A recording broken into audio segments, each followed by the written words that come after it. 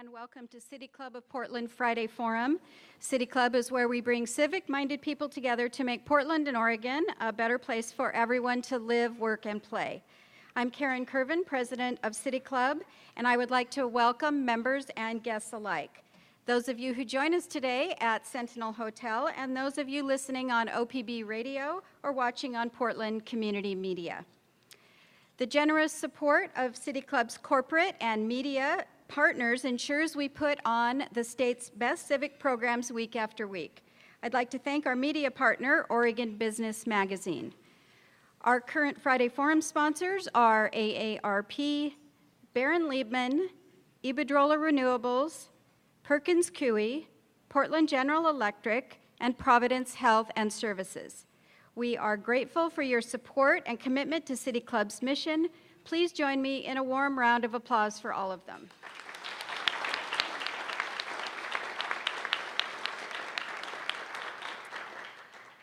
This is our last forum of 2014, and we've had a great year. Some of the highlights include having former U.S. Secretary of the Treasury, Hank Paulson, join us to talk about climate change, our partnership with Think Out Loud to host the gubernatorial debate between John Kitzhaber and Dennis Richardson, and the forums we've been putting on since September that explore how policy, philanthropy, and business practices can affect racial equity in our city and state.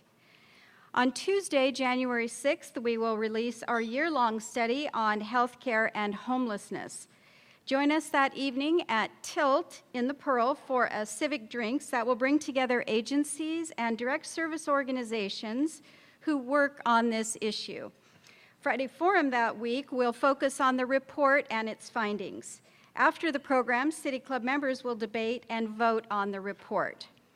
You can learn more about City Club events, purchase tickets, and become a member on our website, pdxcityclub.org.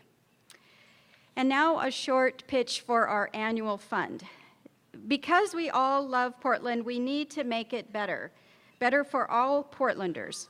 Here at City Club, membership, event attendance, the number of research projects completed, the visibility and impact of City Club is increasing.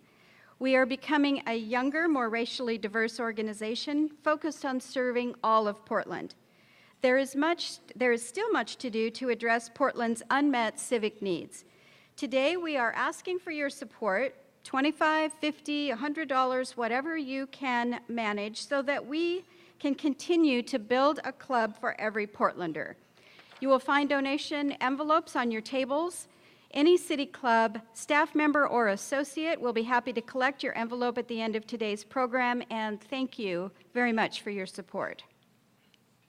As always, we will be live tweeting today's program.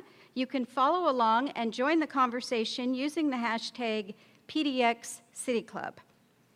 For the question and answer section at the end of today's program, we will welcome City Club's Advocacy Committee members to the mic to ask questions related to City Club's 2015 legislative agenda. And now for our program. Today is the last Friday Forum program of the year, but the first part of a two-part series focusing on what is ahead for the 2015 Oregon legislative session. Today we will hear from elected officials and City Club Advocacy Committee members, and on Friday, January 16th, we will hear from community leaders and activists. Today we welcome House Majority Leader Val Hoyle, a Democrat from West Eugene and Junction City who has been leader of the Democratic caucus in the Oregon House of Representatives since 2011. House Republican Leader Mike McLean, a Republican from Powell Butte who has been leader of the Republican caucus in the Oregon House of Representatives since 2011. And Elizabeth Steiner Hayward, who was elected as Majority Whip for the 2015 session. Moderating today's panel is Jesse Beeson, Director of Public Affairs for the Northwest Health Foundation. Jesse oversees the foundation's advocacy work focused on statewide policies in health, equity, and education. Please join me in welcoming our guests.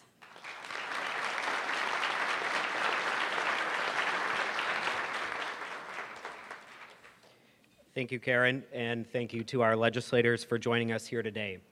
Let's get started with a broad question for each of you.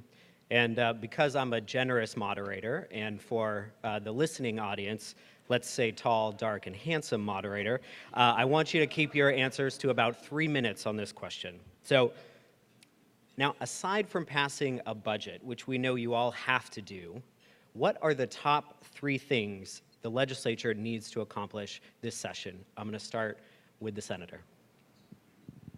Thanks, Jesse. Although, as Karen quite rightly pointed out, I'm a lowly whip, and I think we should probably defer to the caucus leaders first.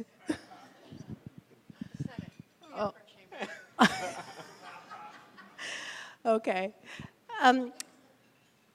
You know, that's a complicated question, in part because what really is important to Oregonians depends on which group of Oregonians you're talking with. And I think it's very important that the legislature reach out as broadly as possible and talk to as many different constituencies, with that term very broadly construed, across the state. And for some people, things like the women's economic agenda, things like earned sick leave, a living wage,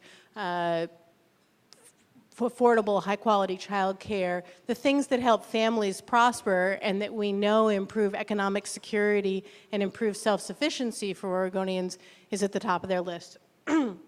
Excuse me. For others, it's environmental issues, things like the Clean Fuels Program or the Children's Toxics bill that has been considered in past sessions. From a very personal perspective, there are a lot of things related to public health and human services. I personally am going to be working with a lot of people on legislation to reduce tobacco consumption in the state. Oregon has one of the highest rates still of any state in the nation, and I think that's a problem. And we have some opportunities this year to deal with that. So, and then when you talk broadly to people, there's no question in my mind that the conversation has to be turning to our tax structure. There's no question that Oregon's tax structure as it currently exists does not serve our state well. We have a boom and bust economy, as every other place does, but with a state that's largely dependent on income tax, that makes it very tough. Our property tax limitations, while protecting Oregonians from unreasonable hikes in property taxes, has also done a lot to limit our children's education, and that's significantly concerning to me as well. So in the long term, and the governor has certainly expressed interest in this, we need to be thinking hard about Oregon's overall tax structure. Whether we're going to be dealing with that this session or not, I'm not sure I have the knowledge or the authority to say, but I do think it's something we need to think about seriously going forward. Thank you. Representative McLean, top 3. Thank you. Well, thank you for having me here. I want to welcome the 2 other Republicans in the room and tell you that I enjoy being your minority leader. As a Republican, I think my main focus is survival of the species. We're hoping to pass a Republican Endangered Species Act, but I'm not sure if Representative Hoyle will allow me to do that. But I think one of the things that represent, a lot of the Republicans who serve in the legislature represent non-Portland parts of the state, but we share common interests. I think first and foremost, we want to pass a transportation package that really benefits all of Oregon. And our infrastructure is, you know, it has parts that are failing, parts that are just dated, and we have to invest in it. In a way, when people say, aren't you an old-fashioned guy, I guess I am. I'm kind of an Eisenhower Republican in that I do believe in infrastructure, and you got to pay as you go. And I like Ike. I mean, who doesn't, right? He won the war. He was from Kansas, played golf. Am I the only Eisenhower guy in the room? But all right, good. But let's hear it for Ike, shall we?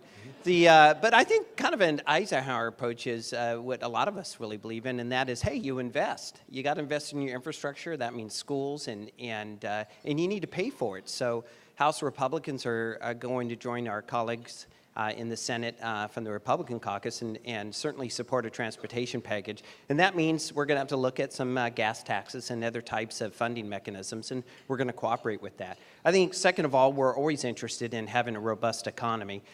some of the areas in rural Oregon are suffering. And, you know, for an example, in my area out in Prineville, we have Facebook and Apple building. It's really been quite an encouragement to our community. But we have a thing in Oregon called centralized assessment, needs to be worked out. So there are certain economic factors that deal with tax or certain things we'd like to adjust. And then finally, I think we're all interested in making sure our education system works for everybody. And while we have a good education system, the performance isn't where we want it to be. So I really advocate for more choices in education, that families should really have a robust offering to match their specific kid with what they think works best. Nothing really ensures success for kids like an engaged parent. And so we want to be able to come alongside families. So we've got some ideas in there. But I think generally speaking, our goal is to really align with the majority party where we can agree and get things done for families.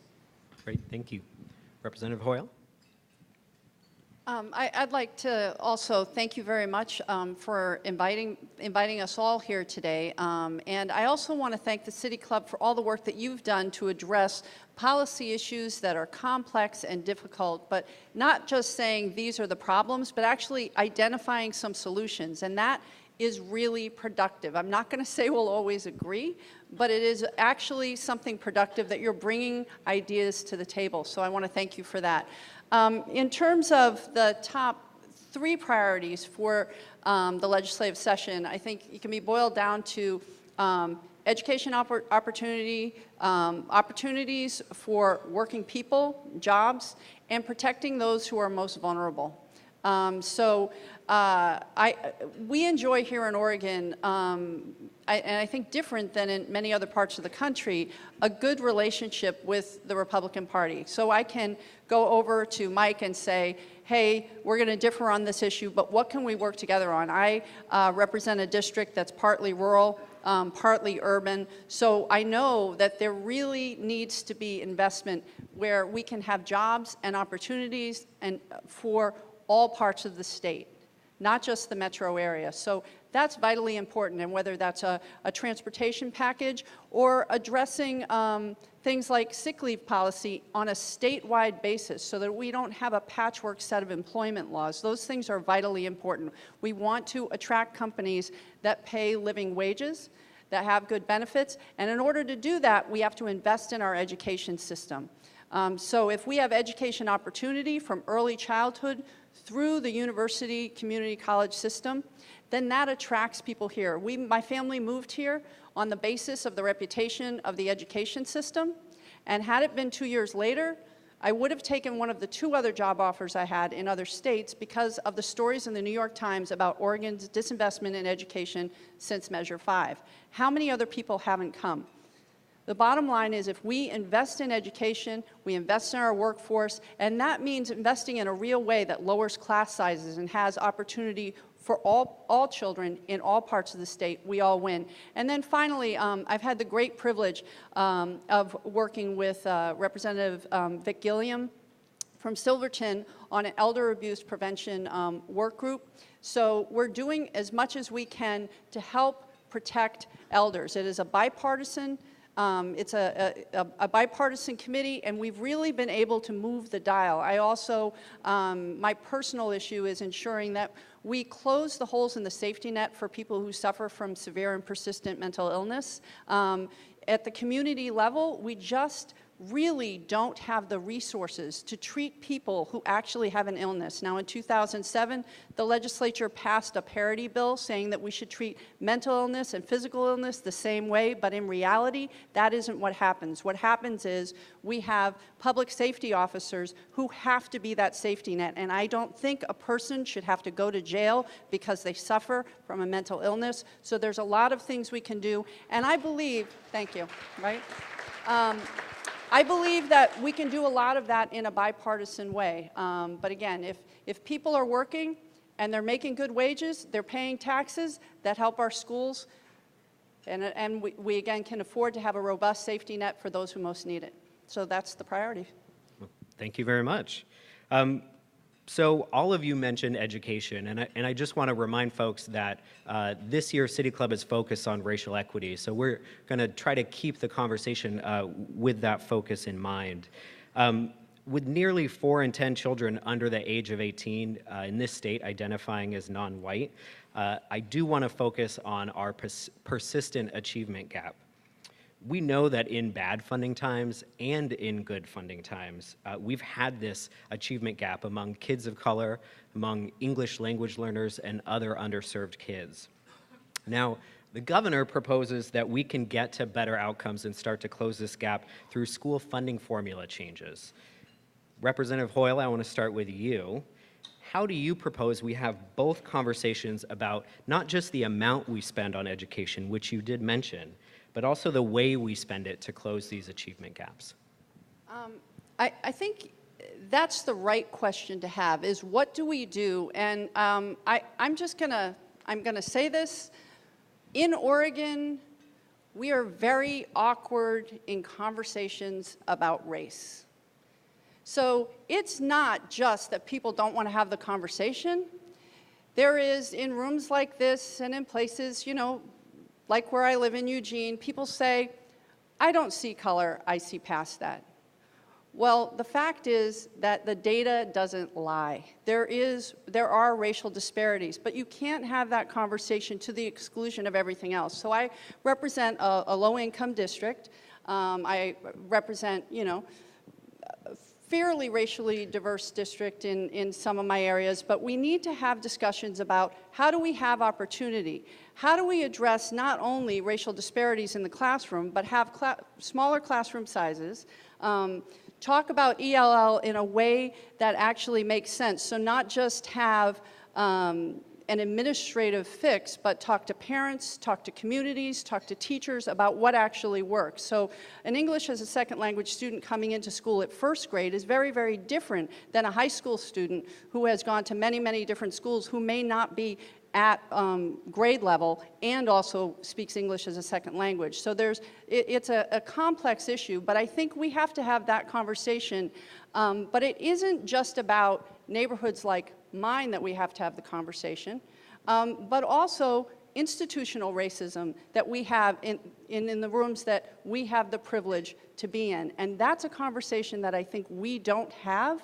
And until we have that, and until we're honest, and we're willing to have that tough conversation, we're not going to get to a better place. So the bottom line is getting money into the classroom, including communities and families in the conversation about what the solution is, as opposed to saying, we have this academic solution that we've come up with in a room of people who don't live in the community. That doesn't help. So inclusive conversations, solutions that actually are evidence-based. So I guess that's a long way to say it's a complex problem, but if we don't address it, if we run away from it, if we say this is a simple solution and then think that that's done, it is something we're going to have to work at every day for a very, very long time, and I'm looking forward to addressing it. Thank you. Representative McLean, do you have anything to add? I wanted to wait till that applause was done.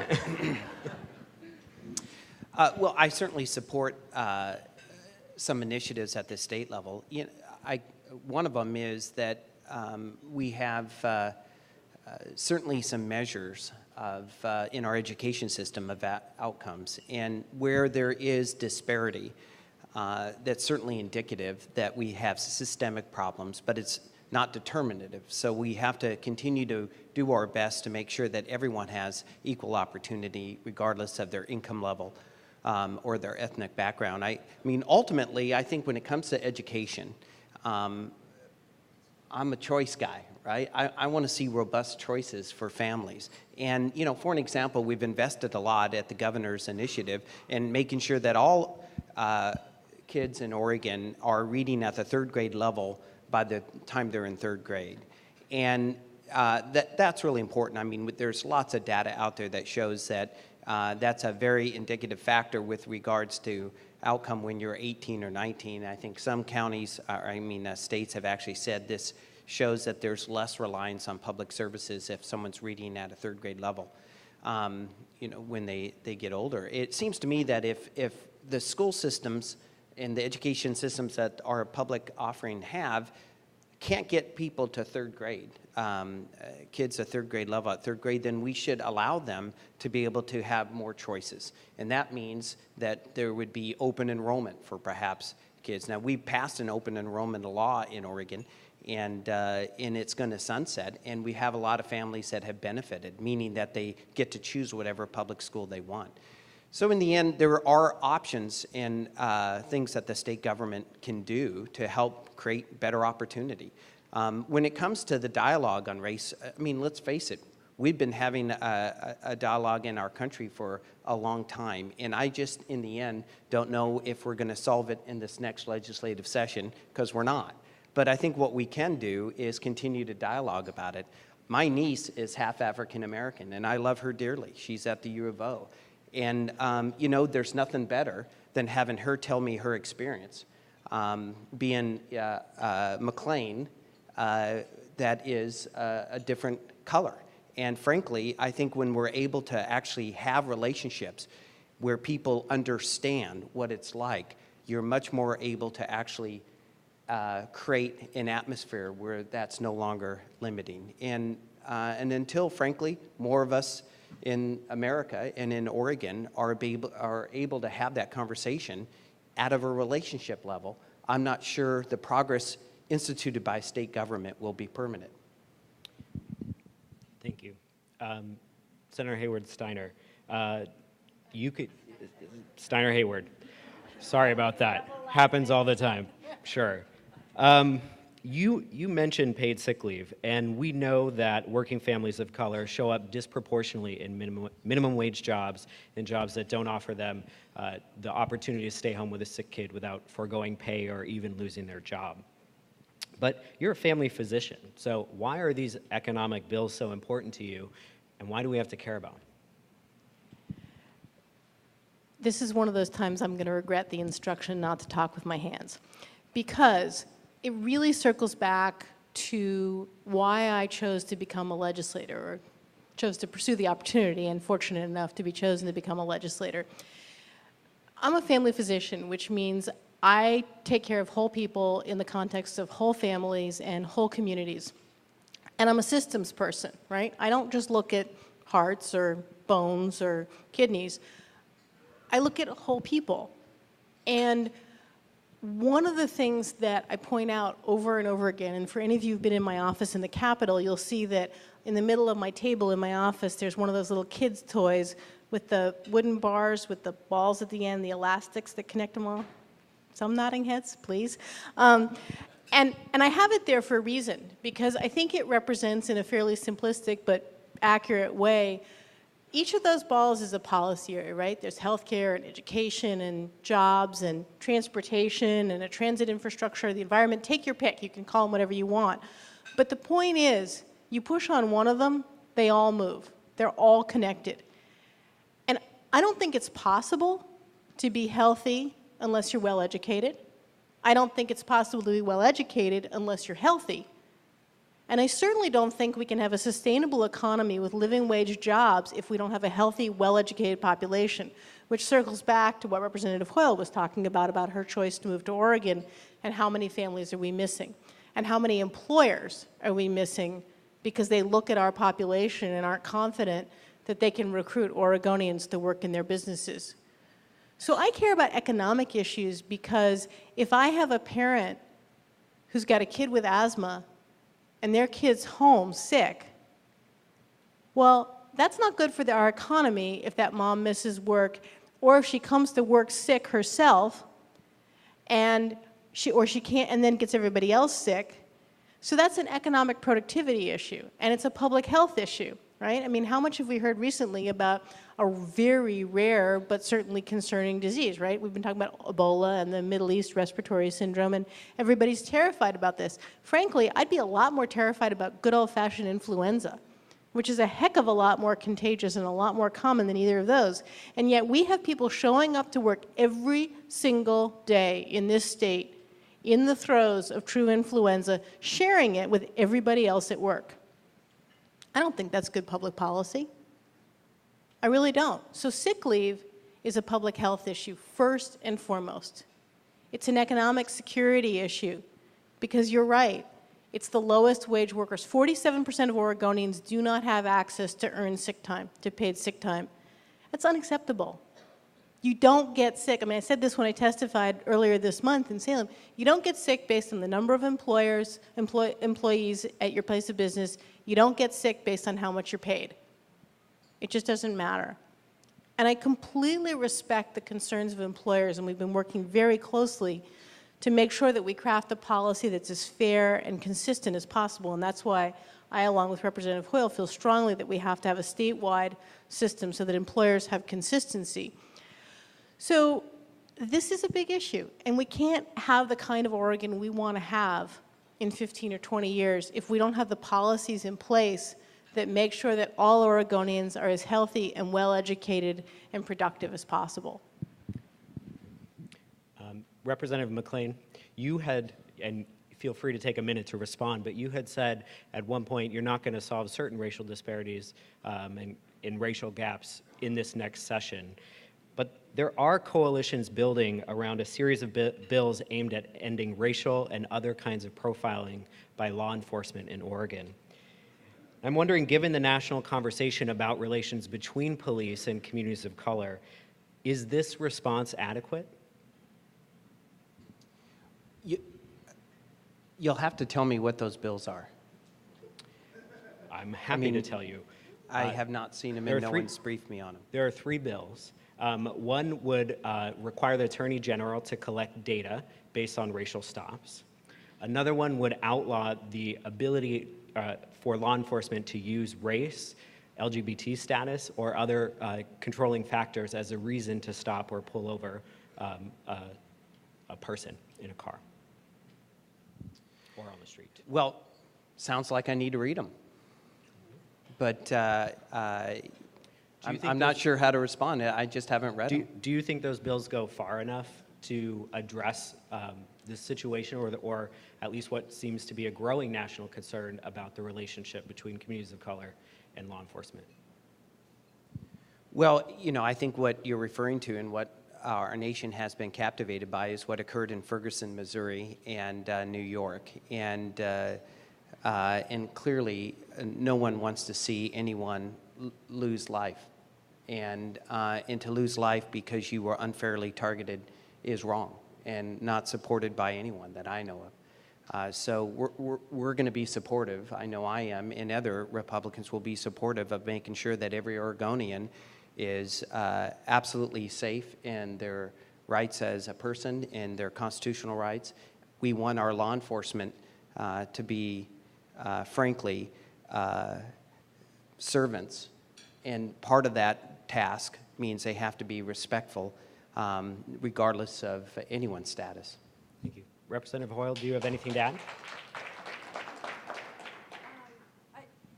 You know, I think that collecting data is important because we need to make our decisions based on data, and we can't understand what the solution is until we understand really, realistically, what the problem is.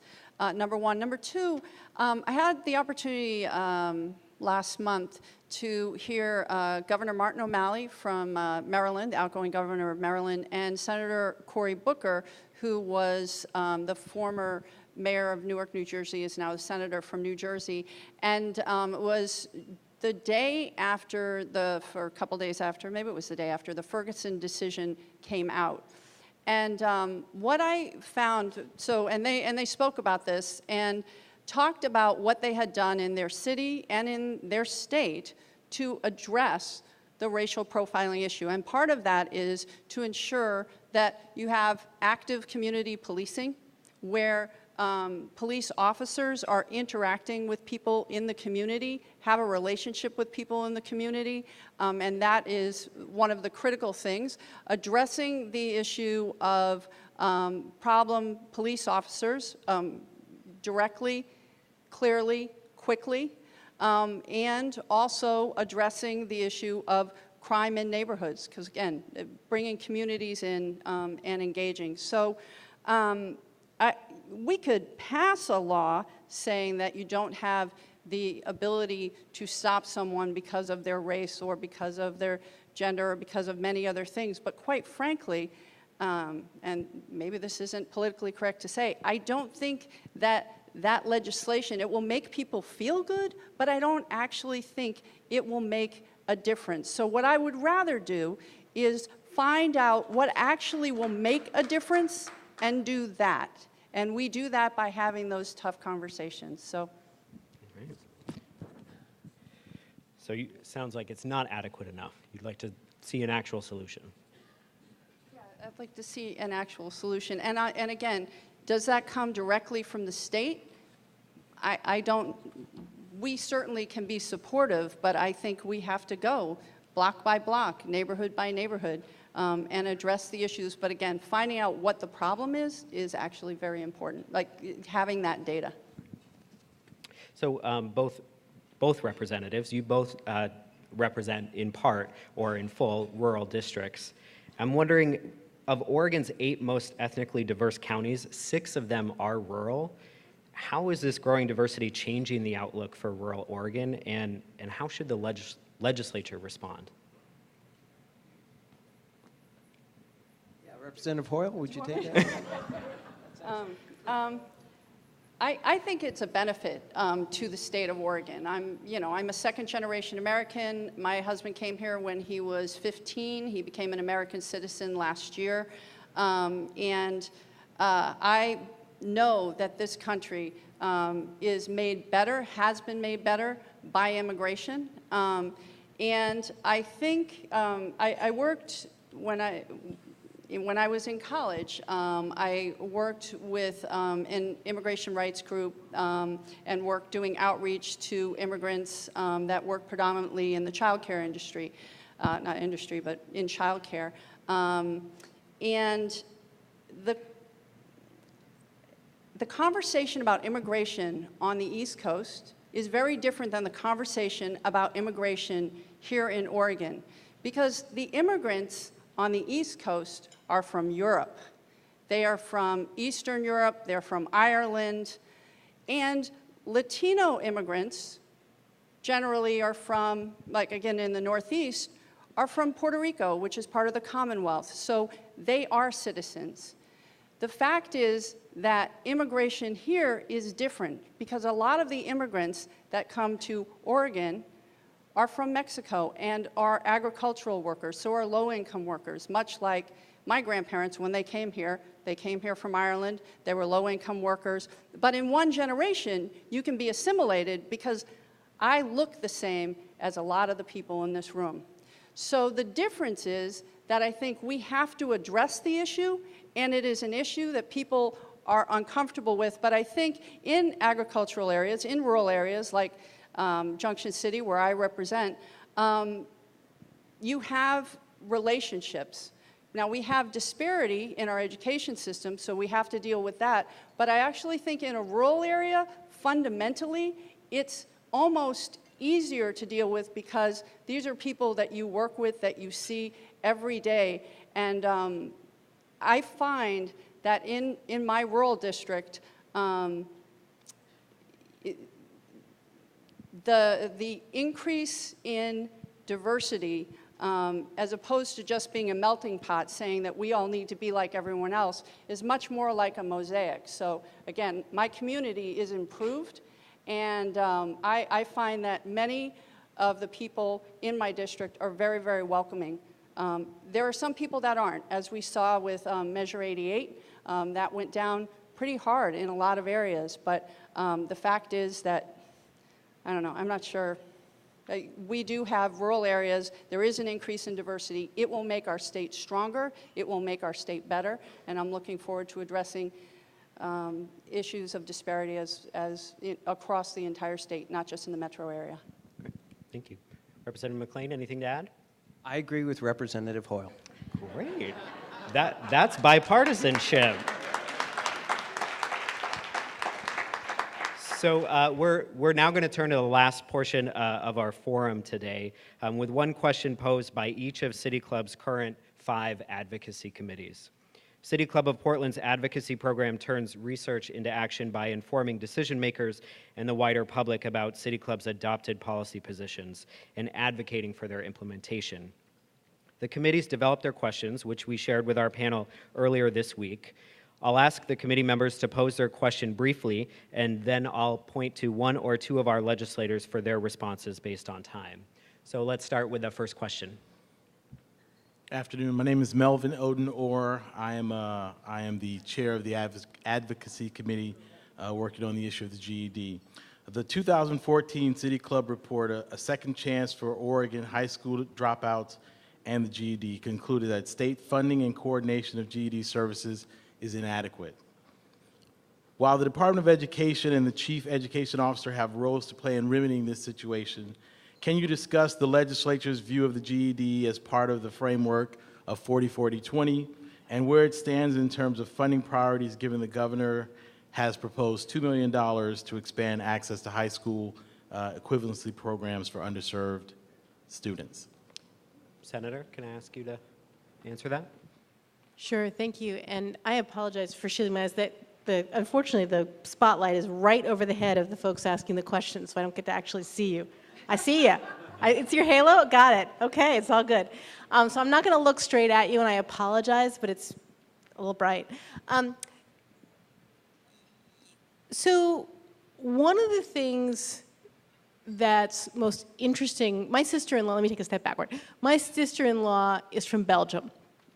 And she talks a lot about how different it is here for people who grow up in the United States and who have challenges when they're in high school or in college, and the opportunities to go back and get more training or more education later in life, and to take alternate pathways. And to some extent, it's that differential education that Representative McClain was referring to, and meeting each child where he or she lives. And we have people in this room who make that the focus of their everyday work.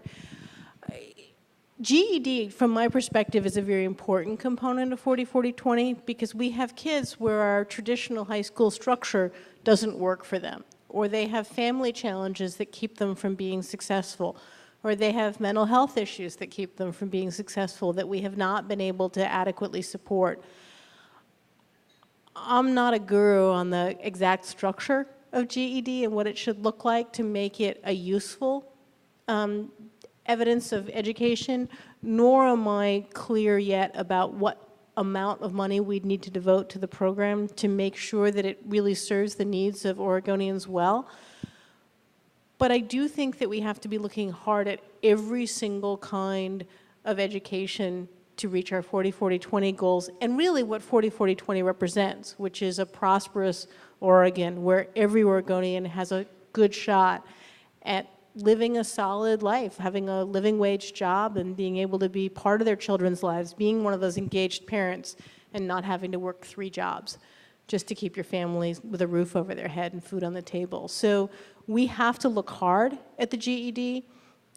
Don't ask me about the number for the dollars, but I'll look into it because I do think it's important. And they do create these alternate pathways that we have in the United States that a lot of countries, if you don't make it through high school on the right time, forget it, you're done. But it plays a role just like apprenticeship programs do, which we need to be expanding, just like career and technical education does. And the one other piece that I would add is that we might not need to talk about GED as much if we had better career and technical education in our middle and high schools. I think one of the reasons we lose kids is because there's such a huge emphasis in our high schools on 4-year college. That's not the right path for everyone. That's why it's 40-40-20. That middle 40% is just as important as the 40% with 4-year degrees. We will always need skilled electricians and HVAC technicians and all the people who keep the lights on and the water flowing. And we need to make sure that children who are interested in those things have access to education that's relevant to them and lets them understand why staying in school is a good idea. Thank you. Next question. Hi, I'm James Offsink, and I chair the club's redistricting advocacy committee. And as we've talked to people throughout the state and community members and experts in this field, we've found that there really is a strong feeling that transparency makes for better and more effective government. Yet historically, the underlying voter registration information and precinct level data has not been made public when redistricting has been performed. In fact, in 2011, the public only had a chance to look at that information because somebody leaked it to the Oregonian. We're wondering if you would support a move in future redistrictings to make sure that the underlying voter information is made public so that everyone has equal access to review a plan as it's put forth by the legislature. Who would like to answer that? Oh, Representative Hoyle met my eye, so your answer.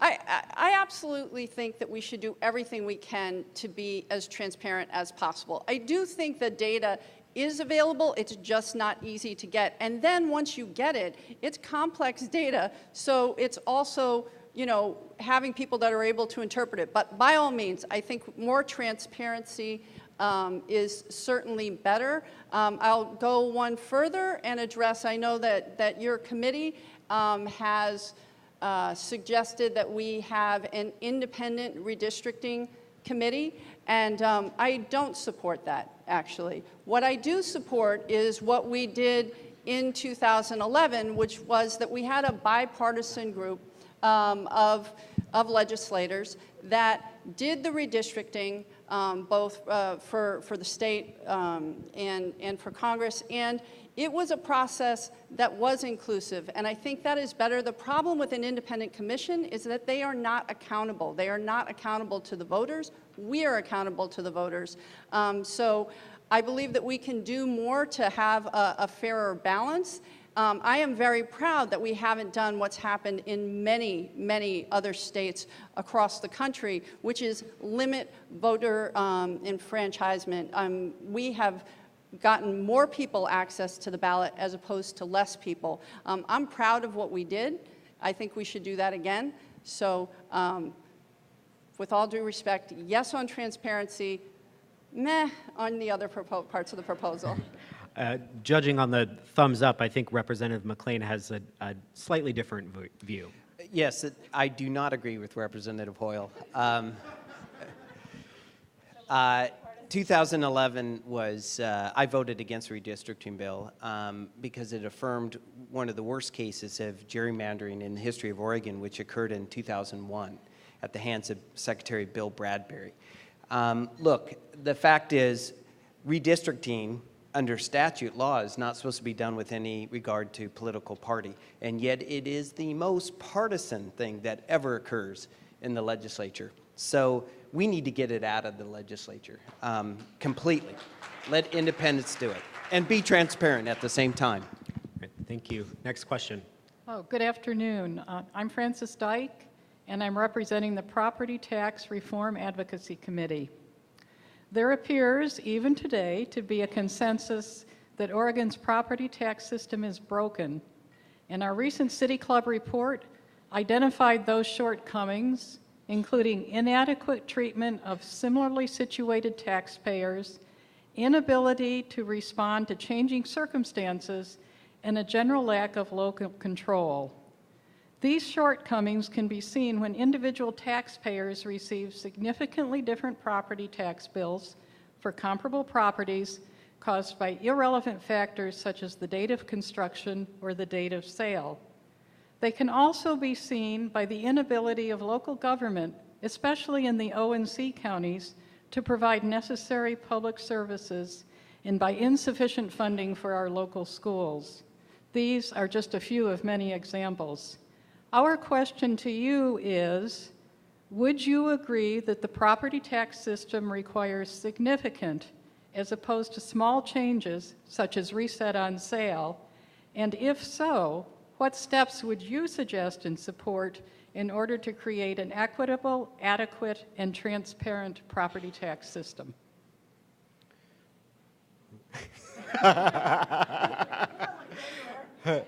Well, Representative McLean. Excuse you me, caught yes. my eye. Yes, sir. There you go. You know, I believe in America.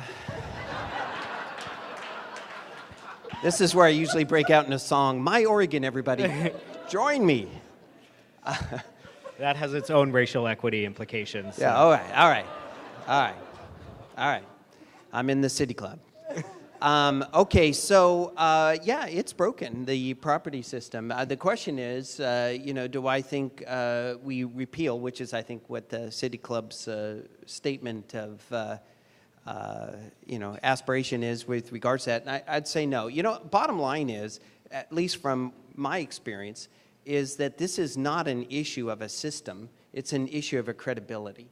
And frankly, if the people trusted the governments to spend the money the way that they have over the last 30 years, they'd repeal it in a second. It's a trust issue. Frankly, there are a few limited things in which don't make sense. You know, I should say this. There are a few limiting factors on government. The kicker, this property tax system, et cetera. All those are signs that the people do not want the government completely ungoverned. And so because of a trust issue, we've got this very dysfunctional things like a reliance on an income tax, the kicker system, the property tax system. I certainly acknowledge that, but I got to tell you, until there's a restoration in a credibility in our elected officials when it regards to the taxpayer expenditures, then I just don't see the people approving it. And frankly, I'm reluctant to refer to the people what has been so clearly mandated by the people. Representative Hoy. I'm, in the end, a very practical person. I'm also a practical person that represents a district within a timber-dependent county, so one of the ONC counties, where we need to address the cliff that is coming for our ONC counties. Now, when you have something like a Curry County where 12 to 14% of the land mass is actually taxable, and there are not a lot of jobs there, we have to say, I mean, I think I heard you say, well, you have these rural counties that don't want to support their infrastructure or whatever. You have to understand that we're not receiving secure rural school funds. There is a limit to how much timber can be harvested. We don't have control over the federal lands. And there's a limit to what we can do. And under Measure 5, our property tax rates were set much, much lower. Our property tax rates were set dependent on the amount of timber money that was coming in. Now, I know for a fact that whatever we vote on, whatever kind of tax measure we vote on, will go to the people. I do not believe, from every poll that I've ever seen, that the people will overturn Measures 5 or 47. It is not going to happen. Can we make changes? Should we make changes? I would like to see us do something about compression. But remember, why Measure 5 was voted on was because there were very, very big disparities in how communities could fund their schools. So when you have a Coos County or a Curry County, where, again, they're not property tax rich, they funded their schools and had the ability to fund their schools less than a Eugene or a Portland. So there was something to balance out the disparity. I will also say I grew up in the other state without a sales tax, New Hampshire, and and they don't have an income tax either. It's a very strange system. When I graduated, 16% of the schools were not accredited. So you had to go to a junior college, predominantly rural schools.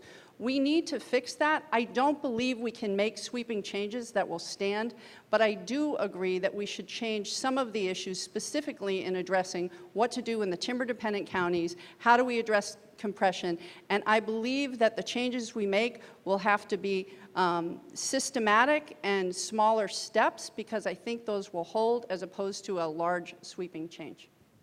Senator, you have one thing to say? Well, sort of one thing. I think that to talk about the property tax question, you also have to think about the issue of why do we care about property tax revenue? Now, obviously, the first and foremost answer is that that's what funds our schools.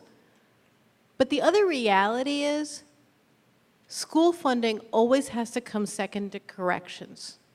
We don't get to choose how much money we spend on public safety in the sense of corrections. We have to do that based on how many people we have in prison, right? And that was determined in large part by Measures 11 and 57. So we would not be struggling as much. I think that there's some inherent unfairness. Reset at sale, compression, those things, I think can and should be fixed. The underlying assumptions from 5 and 47, pieces of that probably can't and probably shouldn't be.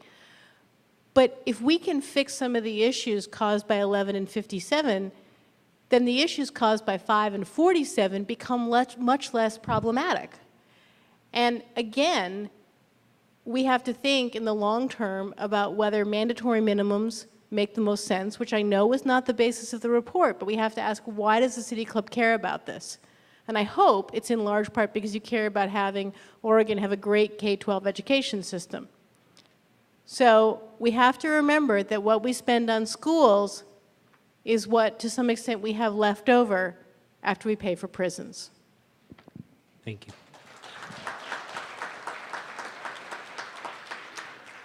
Next question. Thank you. Mariella Custer, and I'm representing the Juvenile Sex Offender Registry Study Committee. Under current Oregon law, youth adjudicated in juvenile court of certain sexual offenses are automatically required to register as sex offenders, and they remain on that list for life unless they actively seek relief through the courts. City Club research found that the vast majority of juveniles adjudicated on sex offenses will never reoffend, and that automatic registration has unintended consequences that impact the successful rehabilitation of juvenile offenders, the prosecution of sex offenses, and the usefulness of the registry as a public safety tool. The question: do you support postponing the decision to register a juvenile as a sex offender until after the youth has undergone the treatment and supervision imposed by the juvenile court and can be better assessed for the risk of reoffending?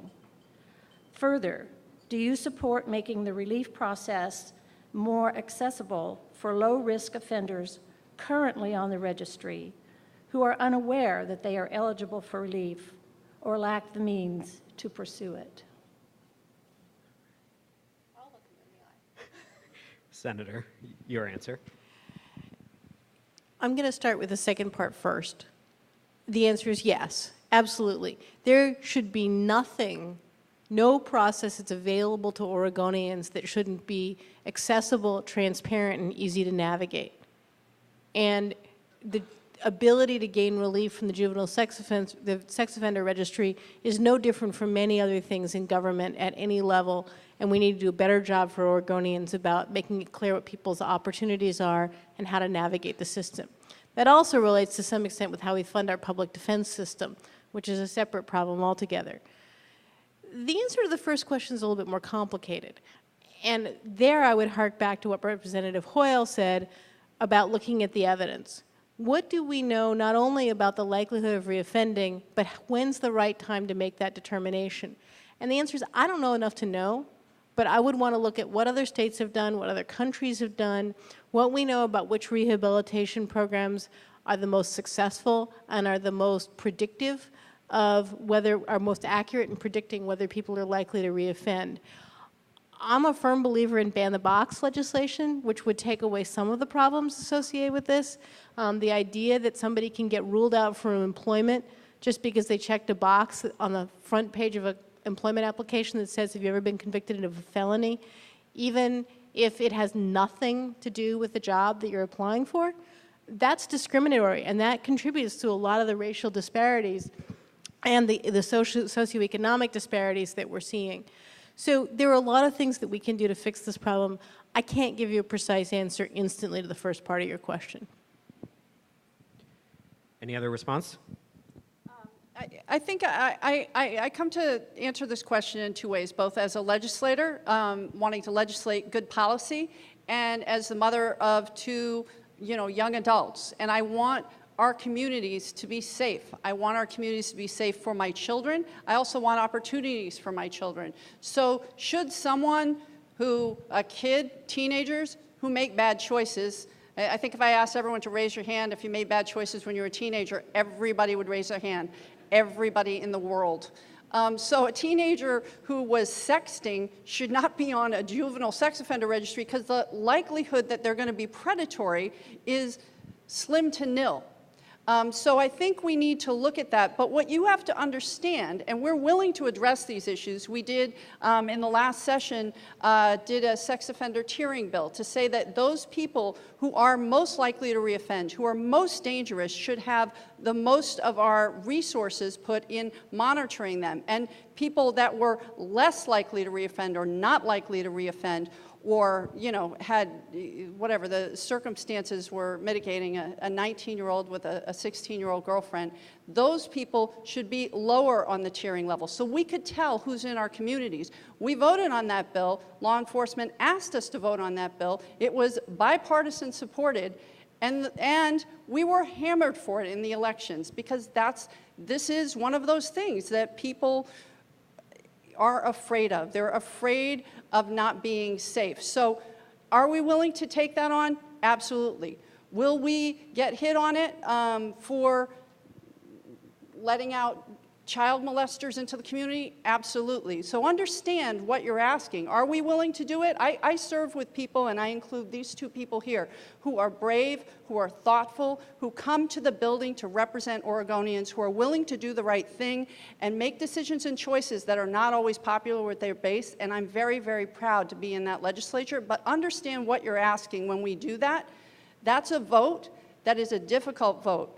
If it's the right vote, then we'll take it, and I don't have a problem doing it because I want to sleep at night. If I lose my seat, but I made the right ethical choice, I'm fine. Again, I will sleep at night, but understand what you're asking.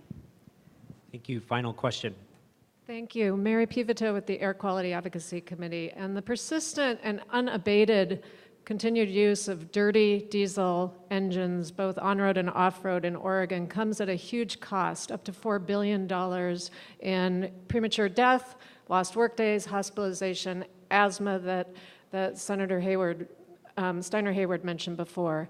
And Multnomah County Health Department just issued a report last week, their most updated racial and ethnic disparities report, that indicated that communities of color are exposed 2 to 3 times higher levels of dirty diesel pollution in Multnomah County. So we understand that these real health costs have driven our neighboring states, California and Washington, ahead of Oregon. The one with the greatest potential to impact Oregon in the coming year, 2015, is California, when it passes a full implementation of its law to outlaw the use of the older engines in its state.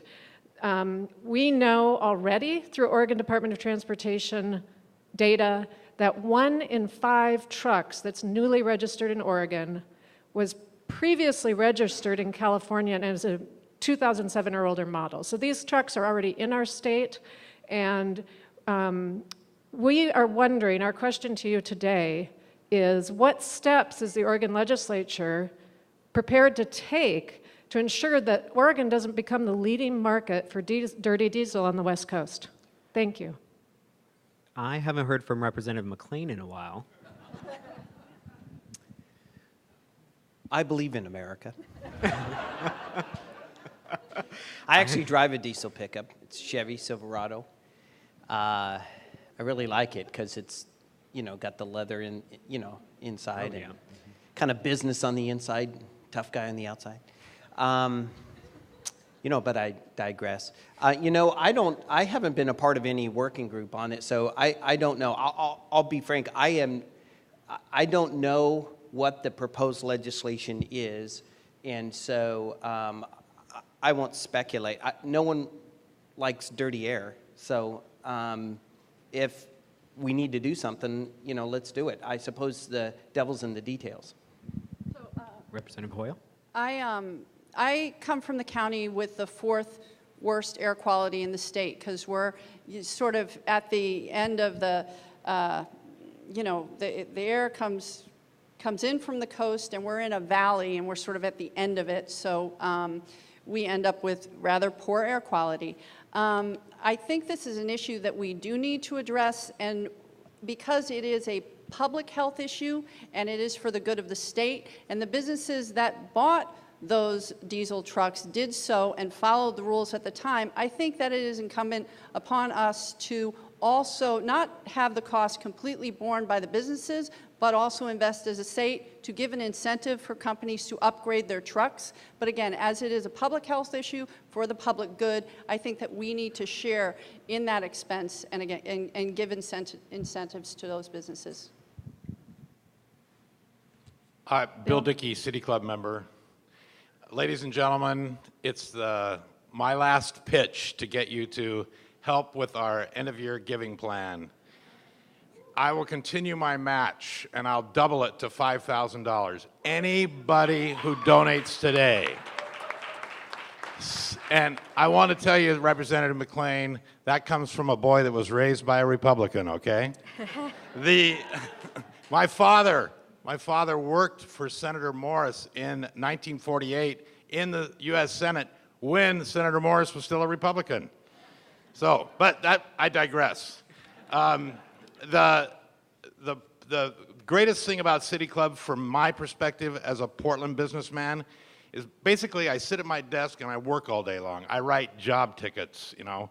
I'm just a step above my union print employees. But what I do on Fridays is I come to City Club and I learn about my community. And it's the greatest thing in the world. It's continuing education for a guy that doesn't have a college degree. So anyway, join me and support the City Club today. It's the greatest thing in Portland that we've got. Thank you. Thank you, Bill, for that pitch for our annual fund. We have run out of broadcast time today, so we'll have to stop. We won't have time for any further questions. As we close, please join me in offering our sincere thanks to today's speakers, Senate Majority Whip Elizabeth Steiner Hayward, House Majority Leader Val Hoyle, and House Republican Leader Mike McLean, as well as our moderator, Jesse Beeson. Thank you.